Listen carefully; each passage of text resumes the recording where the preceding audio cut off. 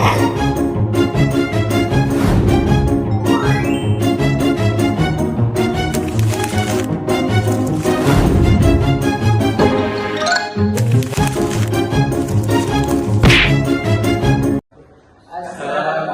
warahmatullahi wabarakatuh.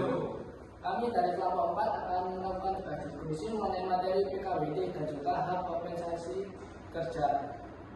Jadi, bisa kami jelaskan sedikit apa itu PKWT dan apa perbedaannya dengan PKWTT atau perjanjian kerja waktu tidak tertentu. Baik, saya akan menjelaskan. PKWT adalah jaminan pekerjaan yang dilakukan sementara atau sifatnya hanya musiman. Sedangkan PKWTT adalah perjanjian kerja yang dilakukan lebih panjang dan sifatnya tetap. Menurut pendapatnya Aris, bagaimana UU Cipta Kerja akan menjelaskan tentang kebijakan kompensasi karyawan PKWT yang dilakukan jika mereka berhenti bekerja. Menurut Anda, apakah ini sudah termasuk menjamin dalam pekerjaan karyawan tersebut? Aturan kompensasi memang langkah maju, tapi pelaksanaannya masih banyak tantangan. Tidak semua perusahaan patuh dan pekerja sering tidak tahu haknya. Aldi, sebagai pengusaha, bagaimana kamu melihat kewajiban pemberian kompensasi bagi pekerjaan PKWT? Apakah memberikan atau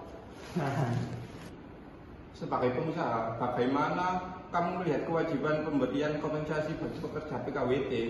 Apakah memberatkan atau justru menciptakan hubungan kerja yang lebih adil?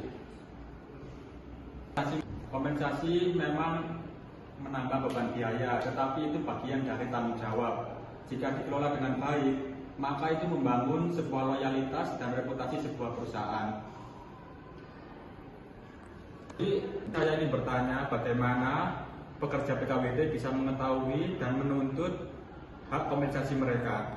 Pemerintah perlu aktif mensosialisasikan aturan ini. Selain itu, serikat tenaga kerja dan platform digital perlu digunakan sebagai edukasi dan pelaporan pelanggaran. Bayu, apakah kamu melihat PKWT sebagai solusi fleksibel bagi dunia kerja modern atau justru beresiko bagi perlindungan tenaga kerja? PKWT ini justru bisa dijadikan sebagai solusi yang tepat apabila digunakan secara efektif.